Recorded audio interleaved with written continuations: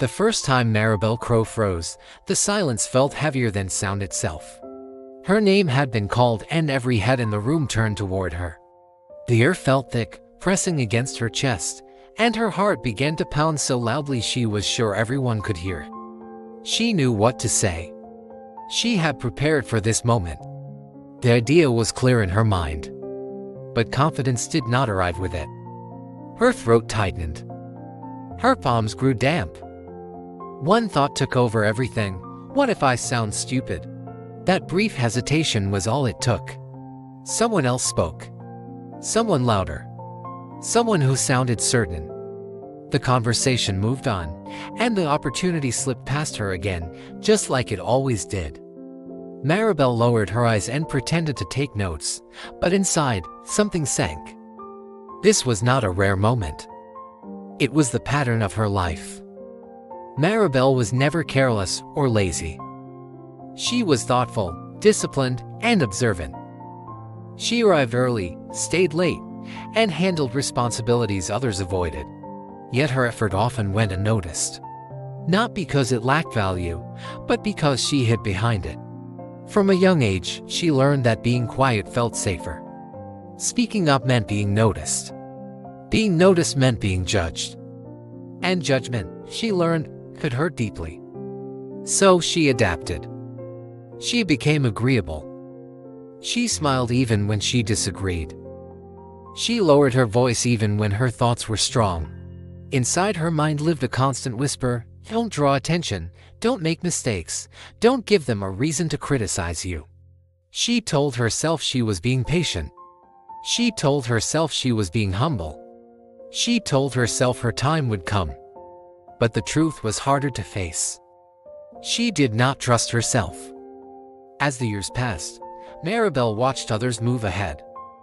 People with less preparation and less discipline rose faster simply because they believed they belonged.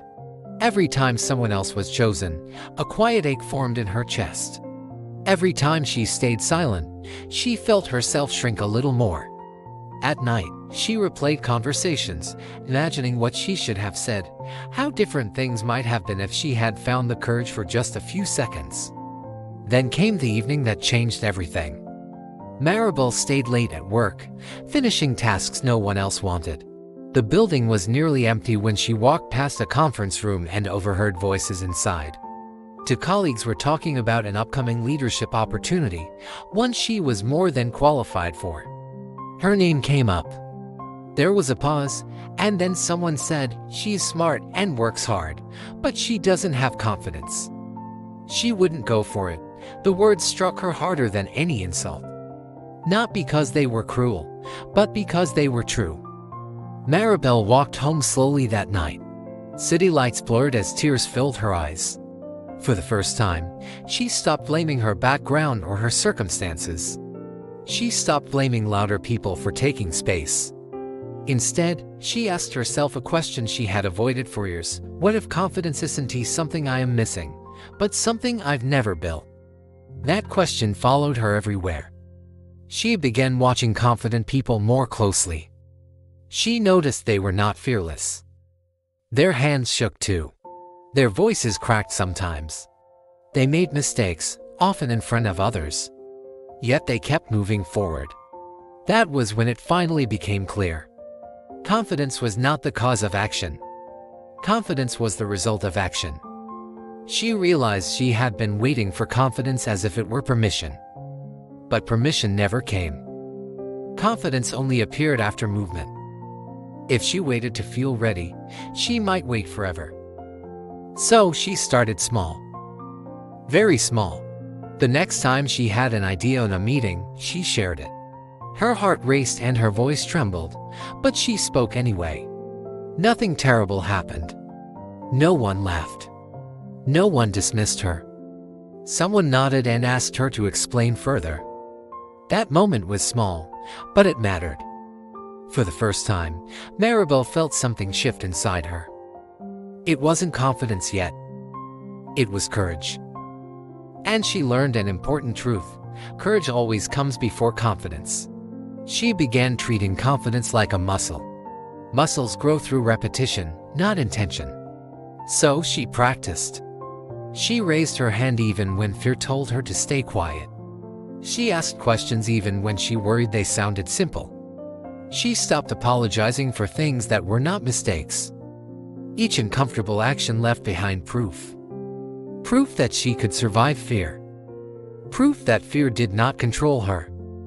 Proof that she was capable. The journey was not smooth. Some days she stumbled. Some days she spoke and wished she hadn't. Some days the old voice returned, telling her she was pretending, that she would eventually be exposed. But something had changed. She no longer believed fear meant stop. She understood fear meant growth. She began asking herself better questions. Instead of asking, "What if I fail?" she asked, "What if I never try?" Instead of asking, "What will they think?" she asked, "What will it cost me if I stay silent again?" Those questions reshaped her choices. Maribel also discovered a powerful truth few people talk about. Self-confidence grows when you keep promises to yourself. So she made small promises. She promised she would speak at least once, no matter how uncomfortable it felt. She promised she would stop shrinking to make others comfortable. She promised she would stop waiting for permission to take up space. Each promise she kept strengthened her self-trust, and self-trust became the foundation of her confidence. Slowly, her self-image began to change. She stopped seeing herself as someone trying to be confident and started seeing herself as someone who shows up. Someone who acts even when fear is present. Her posture changed. Her voice became steadier. Not because fear disappeared, but because it no longer decided for her. Months later, the opportunity returned. The same leadership role. The same risk. The same door. This time, Maribel did not hesitate. She applied before doubt could talk her out of it. Fear followed her into the interview room. Her hands trembled and her heart raced, but she stayed present. She spoke honestly. She did not pretend to be perfect. She trusted herself enough to be real.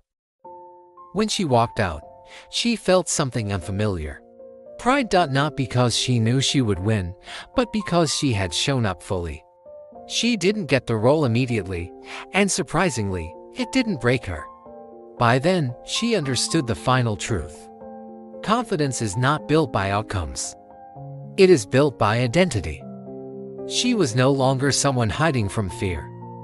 She was someone who walked with it. She was no longer someone waiting to feel ready. She was someone who acted first and grew stronger afterward. People began to notice, not because she became louder, but because she became steadier. Her presence carried weight. Opportunities appeared naturally when she stopped closing herself off. One evening, Maribel caught her reflection in a glass window. Nothing about her appearance had changed, but everything about her energy had. She stood taller. She breathed deeper. She trusted herself. And that is the truth. Self-confidence is not something you are born with. It is something you build. It is forged in discomfort. It grows through action. It strengthens when you choose courage over silence. If you are waiting to feel confident before you act, you may wait forever. But if you act today, confidence will meet you on the way. Fear is not a stop sign. Fear is a doorway. Step through it.